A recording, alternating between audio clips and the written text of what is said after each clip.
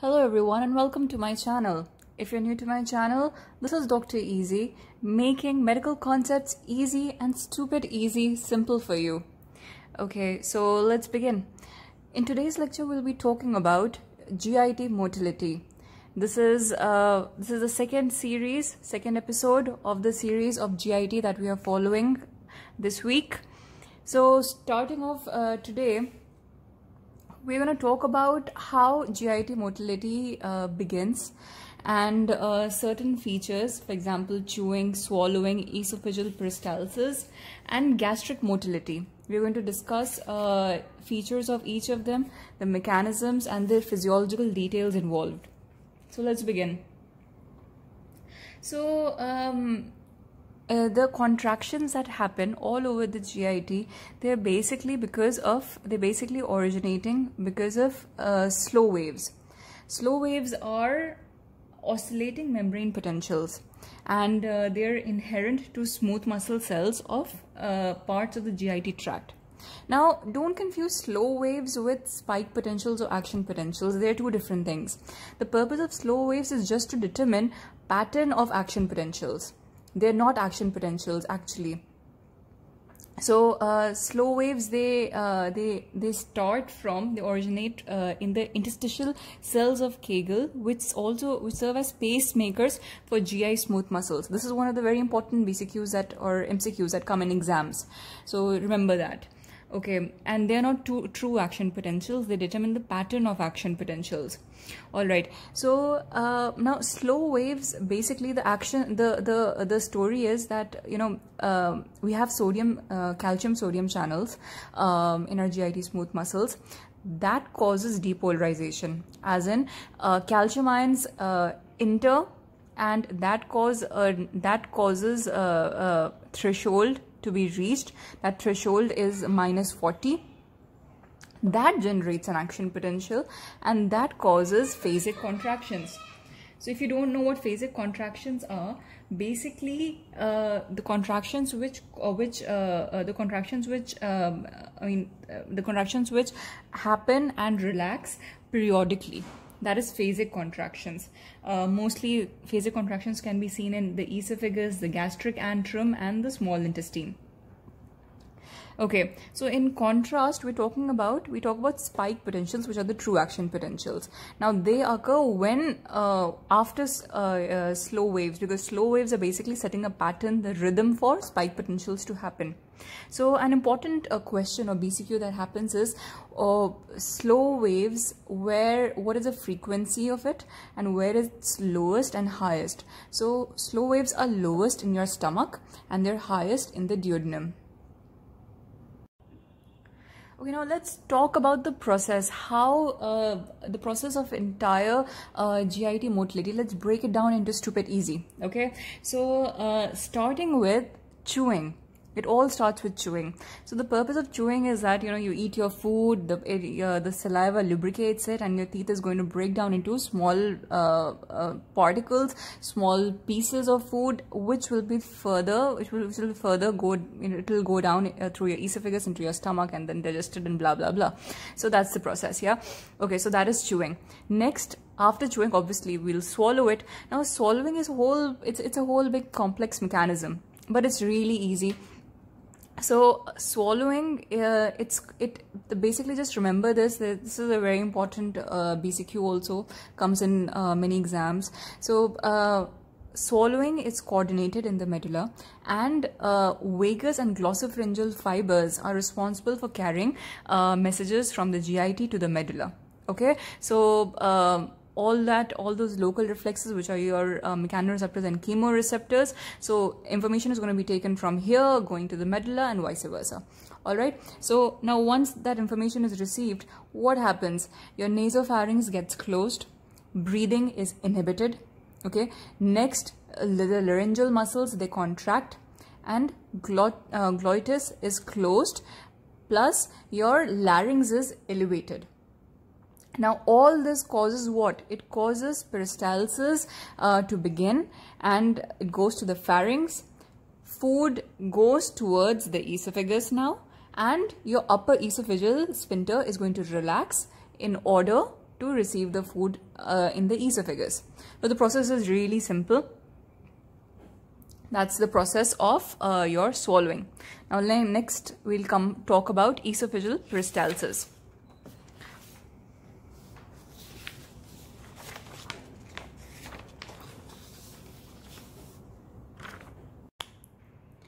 Okay, so esophagus is, it has two sphincters. It's very easy, just remember this, okay? It has two sphincters. We have the upper esophageal sphincter and then we have the lower esophageal sphincter. Okay, the purpose of these two sphincters is basically to prevent air from coming from upwards and gastric acid from coming from stomach into the esophagus, okay? So that's like that simple, and this is the basic purpose of it. Important BCQ that comes in exams is that the intraesophageal pressure is equal to intrathoracic pressure. Why? Because they're in the same region and it's lower to the atmospheric pressure. So this is one of the BCQ which comes in the exams. Okay, so let's break it down into stupid easy. Upper esophageal sphincter, when it receives the food, it's going to relax. Okay, that causes your upper esophageal sphincter, it is then going to contract. Okay, then after it relaxes, the food is received, now it's going to contract. Now that contraction is going to create a primary peristaltic contraction that is going to create a high pressure behind the bolus. Okay, think of it as if the food is coming down a pipe and you press it from upwards. Okay, so that pressure from upwards is going to push the food down further. Plus now this primary peristaltic contraction plus gravity, that causes secondary peristaltic contraction. You know, so it keeps on going forward down. In this way it keeps on going forward.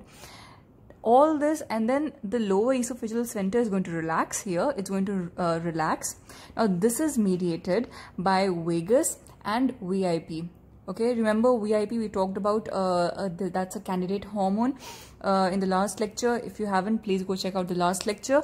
Vagus, as we studied in the last lecture, vagus is one of the important parasympathetic fibers that is responsible for creating an excitatory function in the GIT.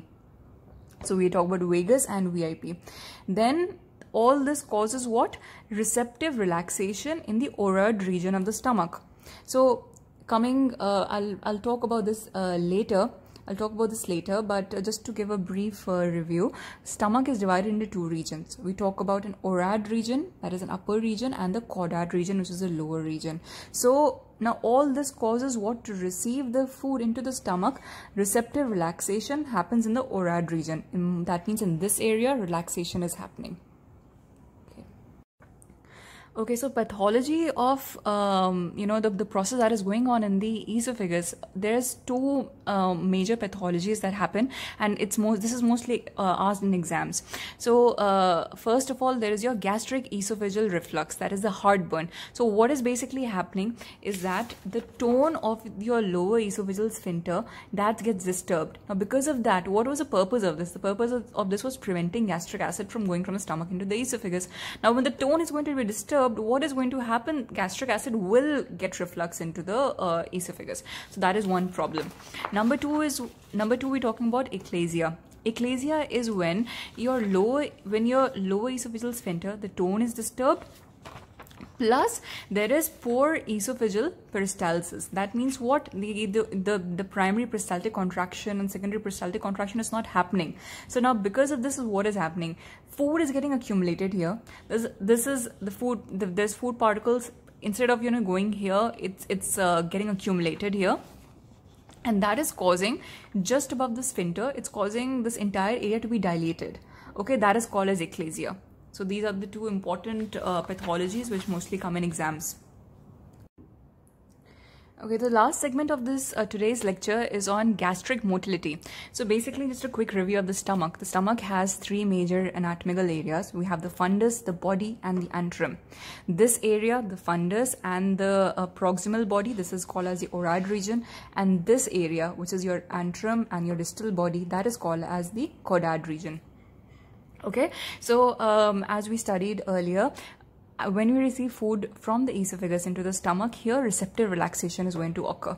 Okay, receptive relaxation is now an important question that comes here is that receptive relaxation is activated by vasovagal reflex. Vasovagal reflex helps in receptive relaxation. Okay, and that happens why? When your stomach gets distended, when the food is coming here, stomach gets distended, vasovagal reflex gets activated. Okay, CCK, which is an important part, CCK is present in the duodenum. CCK helps stomach distension. Okay, as we studied in the first lecture. But the BCQ is going to come is that vagotomy.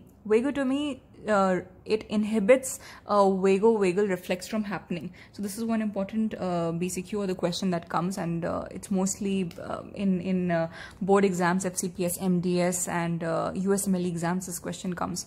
Okay, so so now the food has been received from receptive relaxation. Food is here.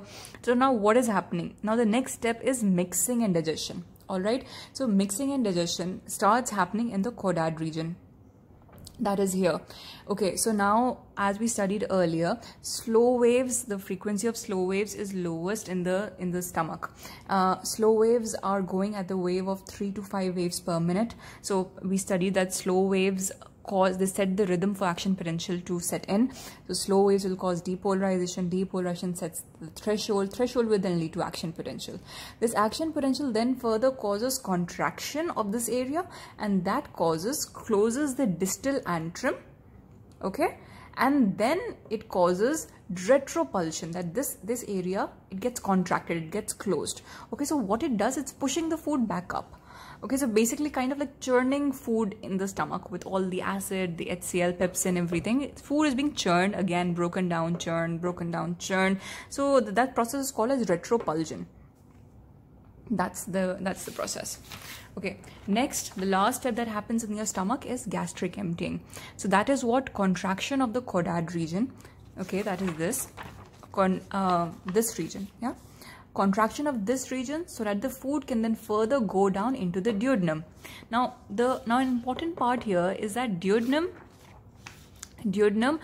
receives the food. Okay, but if there is too much acid in the duodenum, the hormones that we studied earlier in the last lecture, that is CCK, we talked about secretin, we talked about gastrin, secretin, CCK, and GIP. So all these hormones which are present in the duodenum, they cannot function in an acidic environment. They need an alkaline environment to function. So what happens when we get acidic food from in the duodenum? So that hydrogen ion in the duodenum will inhibit gastric emptying. Basically tells the stomach, hey stomach, don't send us more acidic food, we cannot function here.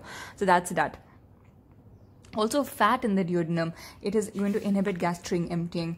Okay, and the last thing is that gastric emptying is going to be fastest when the food is isotonic. Oh, this is an important BCQ which comes in exams. If your food is hypertonic or hypotonic, the food is not, the gastric emptying is going to be slow then. Okay, hope you liked the lecture today.